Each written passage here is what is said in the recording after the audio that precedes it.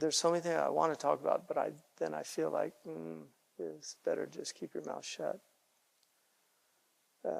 Because there's just so many strange things happening in the world right now. This is very strange.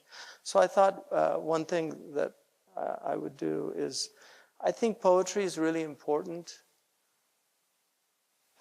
One of the things about human beings that we're creatures, we're sentient. That's a word that they use, like sentient. So we have sentience, but we're also sapiential. Those are two nice big GRE words for you guys. But sentience is, we get sentiment from it. It's that you feel. So we're feeling beings. We have feelings. Like you hurt my feelings, right? So we feel things. But we're also Homo sapien. So we're sapiential. We're rational creatures. We think. And so this interplay of thinking and feeling is very, very difficult to navigate in life. People either err on one side or they err on the other. But getting that balance. And that's why men and women are so important, because women tend to side more on feeling. And this is not, there are many women that are just very abstract thinkers and everything like that. We're talking generally. But our IQs are very similar. There's very little difference between men and women. Women have higher language aptitudes generally. Men have higher spatial reasoning aptitudes. I mean, these are things that are well studied, but there's always outliers in both groups. So there's men that are very sensitive, too much sentience, and then there's women that think too much reason without feeling. So but we balance each other. You need both. We complement each other in that way. So, and that's why in that traditional, the yin yang, they have in the yin they have the yang, and in the yang they have the yin. So it's this idea that they're both there. And if you lose that balance, it becomes really dangerous. So the thing about feeling without thinking is it creates a lot of disruption in the world. Like just people that do things out of anger. A lot of what you see in the world, I think, is just about revenge. Like I really think revenge motivates a lot of people. This, man who apparently killed these, or attacked the synagogue, he had just lost his kids in Lebanon. And that's obviously a Jahili impulse. That's not Islam. We all know that, right? That's not Islam. You do not go, that's what Jahiliyyah did. Like, if I was from Bani Amr and somebody from, Juhayna killed one of ours, we would go find anybody from Juhayna and kill. In fact, usually they would take two, because they would consider one of ours is worth more than two of theirs. That was Jahiliyyah. That's what the Prophet ﷺ came to eradicate from the world, was to get rid of tribal mentality. This collectivizing people. So this problem of thinking and feeling, right? This is what that man did. He was feeling without thinking. It was pure rage and emotion, anger. I mean, the Prophet ﷺ said that the shadid is not, the strong man is not the one who can throw somebody in a wrestling match. It's the one that can control their anger. وَالْقَاضِمِينَ الْغَيْظِ وَالْعَافِينَ عَنِ النَّاسِ وَاللَّهُ يُحِبُّ الْمُحْسِنِينَ. Those who كَظَمَ غَيْظَهُ, right? They control their anger. But because that's feeling, whereas thinking is the regulating mechanism. And one of the things that the most intelligent people are people, they say, that are metacognitive, which is really what Dr. Cleary, a lot of what his teaching was about, was helping people become metacognitive, where you can actually think about your thinking, where you can actually see what's happening. So you kind of get outside of yourself and are able to see what's going on in your mind. And so one of the things about, I would argue, October 7th is a really good example of feeling without thinking. but the response is thinking without feeling. And they're both disastrous. They're just both disastrous. And if we don't learn to regulate these things, it's just going to get worse. And there is hope, though, because many things that traditionally people saw as normative are now really seen as just, in many ways, unacceptable. There are many positive things, and that's why it's really important not to let Iblis completely turn you into a cynic that just, oh, there's no hope. It's really a bad state to be in, especially when we have young people and children. And I mean, we have an obligation to be hopeful, just like we have an obligation to be joyful. You know, one of my father's teachers, he said that there's a duty to be happy, because part of the reason why the world is so miserable is there's so many unhappy people in it. Right? So why are you contributing to that? وَبِفَضْلِ اللَّهِ وَبِرَحْمَتِهِ فَبِذَلِكَ فَلْيَفْرَحُوا. With the fadl of Allah and His mercy, let them rejoice in that. Like, you don't feel the fadl of Allah? You don't feel the rahmah of Allah? I mean, I was talking to this man, he wasn't Muslim, and he was asking me about Islam. And I said, one of the things about Islam is it's basically gratitude. It's just a way of showing gratitude to your being, to your existence, to the fact that God does things, so everything for you. And he said, yeah, no, I can think of things I think God's probably done for me. And I was just like, who do you think's keeping your temperature regulated right now at 98.6? Like, you know, it's everything. Everything's God. The whole thing is God. And so once you waken up to that, you know the adab, they say, adab al-nadri fi al-akwani an tara Allah bighayri thani. Like, the adab with creation is to see God without any secondary. An tubsir al-raziqa fi al-marzuqi wa tubsir al-khaliqa fi al-makhluqi.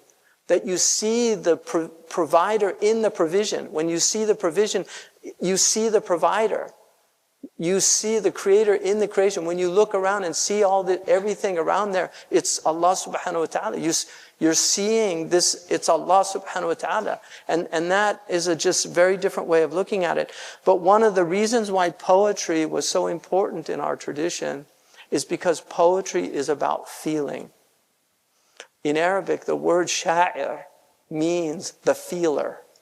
Sha'ara means to feel. The sha'ir is the one who senses things and it actually comes from the same word as sha'ar. Right? So if you have to, like, people that work with their hands, like carpenters, they can't feel very subtle things because their hands become coarse. So, in fact, one of the miracles of your feet is that even if you walk barefoot and become very callous like Aboriginal peoples, you don't lose the sensitivity of the feet. It's like a miracle of the feet. Because if you did, you would step on really dangerous things and not feel it, right? That's why people who get diabetes and lose that nerve sensitives, they can actually step on a tack or a nail and not feel it because they've lost that nerve sensitivity. But feeling is what the poet, they sense things, they feel things. And that's why the humanities, a lot of what the humanities was about was helping people come into their becoming more sensitive. Because with sensitivity, you become more empathic. Empathy means to feel the pain of others. Like, no mercy, no quarter, no mercy. Where is that? Like, what kind of human beings talk like that? To not recognize these are sentient beings like you. They feel, they have children, they have pain, they suffer. What is that when you lose that ability to actually feel. Or you only care about yourself or your immediate family. What is that? That's not a human being, it's something else. I mean, even animals will do amazing things for other animals. Like we had, when I was young, we had a dog that this cat lost the mother, and it milked the cat. It let the kitten like suckle. I saw that with my own eyes. So you have that in Allah's creation. That's why the survival of the fittest, there was a whole other theory of, that Darwin, there was a competitive Russian theory which was all about mutuality, that there's all this mutuality in creation. Like Darwin just saw all the fighting and the strife. Whereas you can also look and see all the ecology. I mean, that's part of what Hajj Ramis teaches, is people to see how everything's integrated, how everything's working. So, in any case, that was a prelude to this poem. This poem is called The Bonfire. One of the things about war, and this is what von Clausewitz says in his book on war, is that war escalates. It's the nature of war to escalate. It gets out of control. If you look at World War I, and World War I has actually never ended. Seriously, these are just extensions of World War I. David Fromkin wrote the book, The Peace to End All Peace. World War I's never ended. Because without, what they did at the end of that war, they promised the Germans a peace without victors, and then they punished them brutally, which gave the rise to Hitler, which then creates Palestine, this huge problem in the Middle East that's still affecting us, and globally now, the whole world. It's all related. And that's why, you cannot avoid the Palestinian-Israeli conflict. None of us. You can't avoid it. Because, two things. One, it's the meeting place of the North and the South. So it's where this civilization of luxury meets a civilization of deprivation. And they're right there. Like here, it's all hidden away from us. So if you live in Los Gatos, you don't really have to go down into the Tenderloin. You might have to, for whatever reason, see a little bit of it, see the homelessness, see the horrors, go under the bridges and see what's going on. But overall, a lot of it's just hidden from us. This culture is very good. It's like garbage. They hide it really well. Like we don't think about landfills, but I guarantee you cannot keep filling these garbage cans every week with all of this stuff and millions of people doing this. Like at what point? Because civilizations actually do, and this is ancient, civilizations will literally end up drowning in their own, garbage that they created.